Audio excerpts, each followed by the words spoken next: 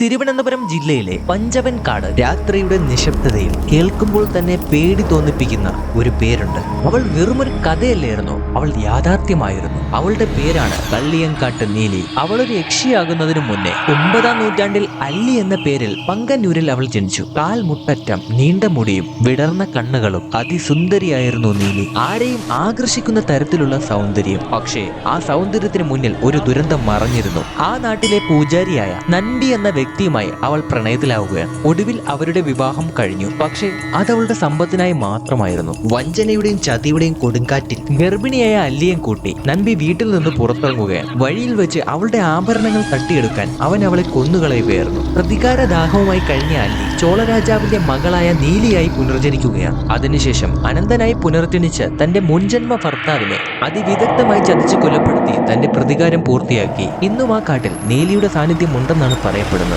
ചിലപ്പോൾ നമ്മളെപ്പോലെ നമ്മൾക്കറിയാതെ നമ്മൾക്കിടയിൽ അവളുണ്ട്. Because she is immortal.